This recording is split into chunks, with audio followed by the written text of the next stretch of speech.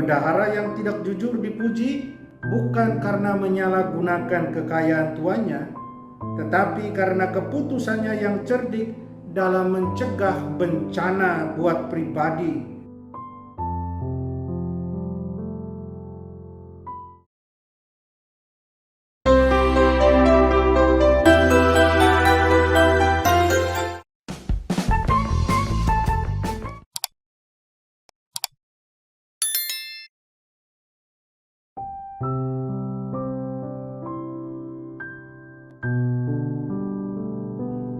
Shalom, salam damai sejahtera Bapak Ibu, Saudara dan Saudariku seiman.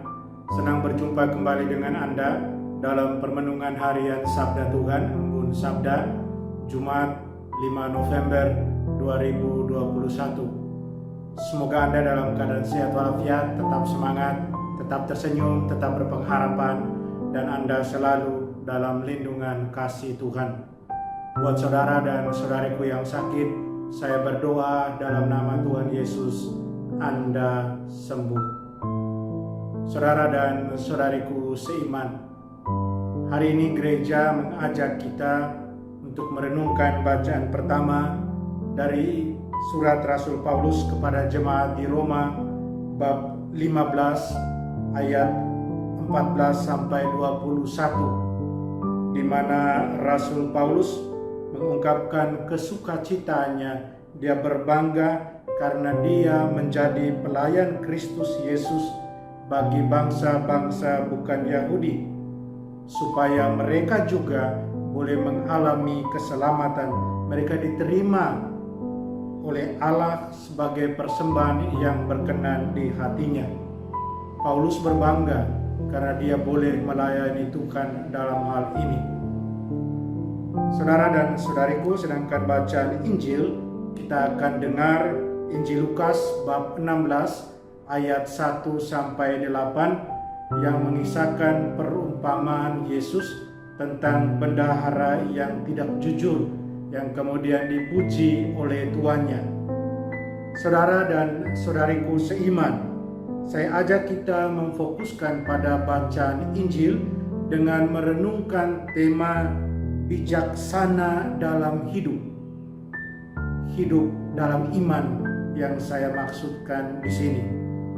Saudara dan saudariku yang terkasih, bagaimana kita menggunakan harta benda kita, uang kita, apa yang kita miliki?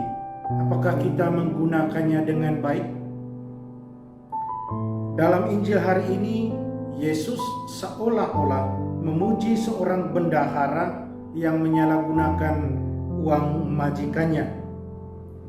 Apa yang dilakukan bendahara itu sehingga kita melihatnya seolah Yesus memuji dia? Bendahara dalam Injil, dia bertanggung jawab untuk mengelola properti pemilik tanah. Dia bertanggung jawab agar apa yang dimiliki tuannya boleh berjalan baik, boleh sesuai dengan yang dikehendaki oleh sang pemilik. Bendahara itu sangat mungkin dalam tugasnya dia menagih terlalu tinggi kepada para penyewa tuannya untuk penggunaan tanah, dan dia menyimpannya lebih dari bagian yang adil dari keuntungannya. Sehingga ketika tuan tanah menemukan praktik yang tidak jujur itu, praktik yang tidak jujur dari si bendahara tersebut, dia kemudian segera memecatnya. Tindakan pemecatan seperti kita dengar dalam Injil membuat si bendahara kemudian kebingungan. Dia tidak punya apa-apa. Dia malu untuk mengemis, untuk melakukan pekerjaan yang hina. Tapi kemudian saudara dan saudariku, sebelum itu terjadi, dia bertindak cerdik. Dia membuat kesepakatan baru dengan orang-orang yang meminjam, orang-orang yang menyewa, minjam apa dari tuannya. Dia mengurangi utang mereka.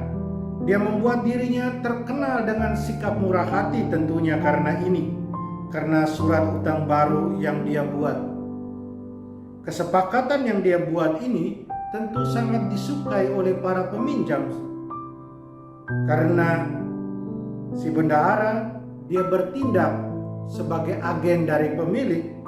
Kesepakatan itu juga tentunya membuat sang pemilik, sang tuan terlihat pemurah, murah hati, pemaaf di hadapan mereka yang memiliki utang. Dan tentunya mereka akan memuji sang tuan yang murah hati itu, karena tuan tidak dapat membatalkan pembatalan utang-utang tanpa kehilangan muka dan membuat mereka yang meminjam kemudian berbalik membencinya. Dia memuji sang bendahara itu karena membuat satu tindakan cerdik, memperdayanya dalam hal ini, membuatnya tampak sebagai pemilik yang rendah hati, pemilik yang murah hati dan penyayang.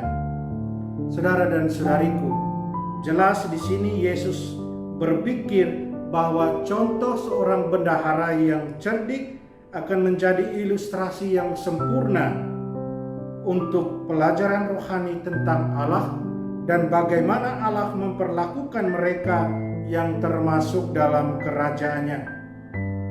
Apa maksud dari perumpamaan Yesus?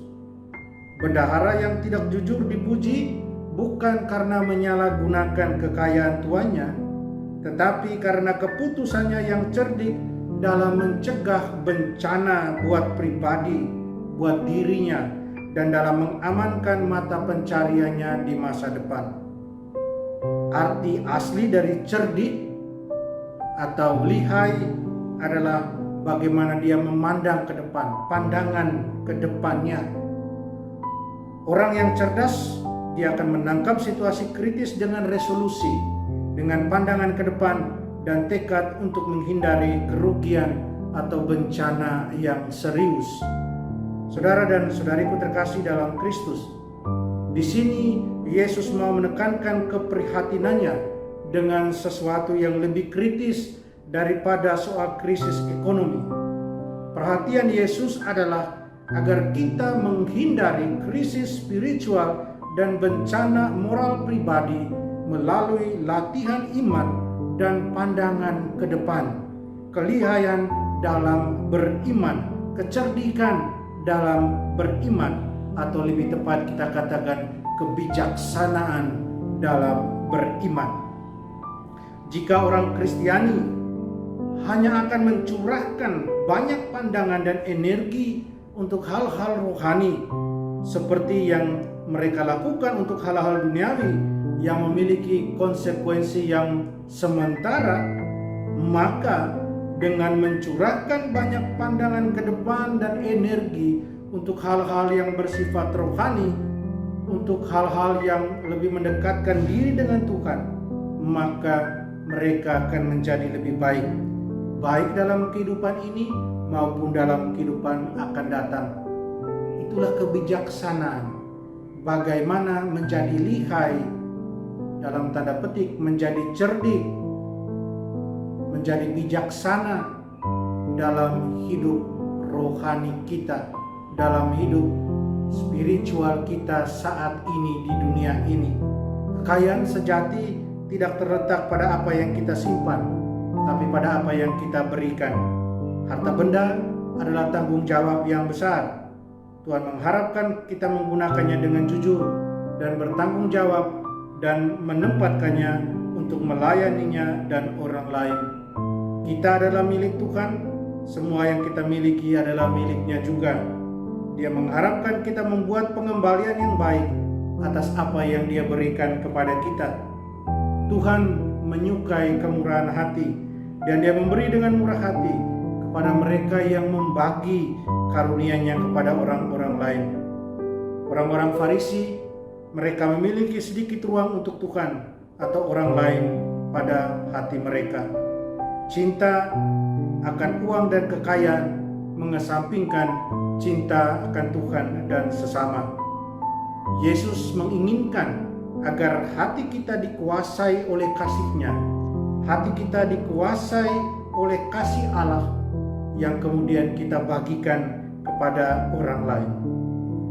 Saudara dan saudariku, Semoga hanya Tuhanlah dan sesama yang mendapat porsi utama dalam hidup kita, sehingga segala kesuksesan dan harta benda bukanlah menjadi milik sendiri secara total, tapi dengan bijaksana kita sharekan agar menjadi berkat buat orang lain dan kemudian menjadi berkat buat diri kita sendiri.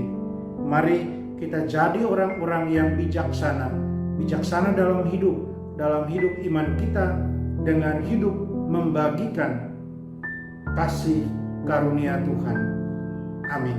Mari kita mohon berkat Tuhan. Kita berdoa. Tuhan Yesus, semoga semua yang kami miliki, kami boleh bagikan kepada orang lain. Biarkanlah kami boleh mencintai dengan bebas dan murah hati. Dan bantu kami untuk menjadi pelayan yang bijaksana dan setia. Amin. Mari kita mohon berkat Tuhan. Tuhan sertamu, kita sekalian, semua yang kita sayangi dan kasih. Segala usaha, rencana, dan kerja kita dilindungi, dibimbing, dan diberkati Allah yang Maha Kuasa, Bapa dan Putra dan Roh Kudus. Amin.